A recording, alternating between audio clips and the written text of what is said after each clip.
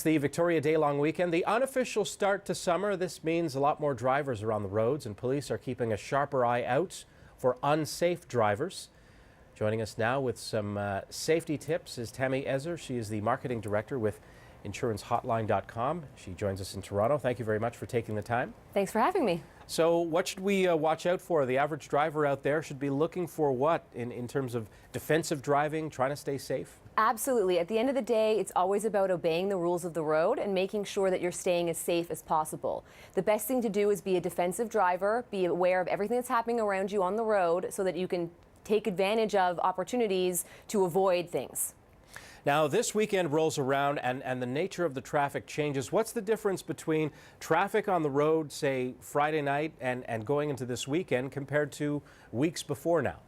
Well, it's really just a volume thing. At the end of the day, there's more people on the road because they are trying to get out. They want to get to the cottage.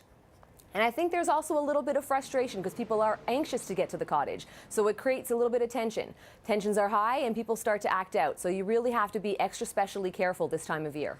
And cars are loaded with a lot more. I mean, even to the point of having trailers and that sort of thing. Are there tips to keep in mind regarding those elements? Certainly make sure that your trailer is hooked up properly and that it's not going to get detached as you're driving.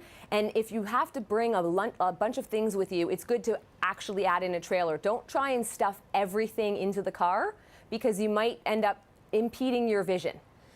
Now, police are also out in force in the days before this weekend. Well, what are they usually looking for? They're looking for distracted driving. Especially texting and driving. We know that that's a very big no-no, and the fines for that can be anywhere from a couple $100s to a couple $1,000. So you definitely want to avoid that. Not to mention, of course, there are so many accidents that are caused by people not paying attention to the road because they're texting. Now, some drivers who definitely cannot text are people on motorcycles. This is the season for them to come out and get on the road. In order for the roads to be a happy place for motorcycles and people in cars, what do people have to keep in mind?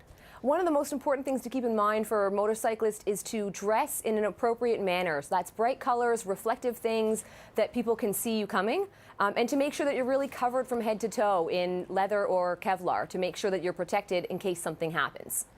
Now, there's an insurance aspect to all of this. I mean, if people have bad driving habits, it could affect their insurance in a very painful way. Absolutely, absolutely. Having a clean driving record is one of the best ways to keep your insurance rates low.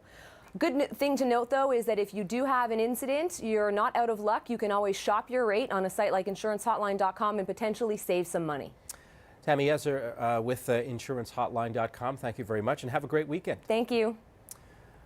Time now for a short break. More news ahead. Stay with us.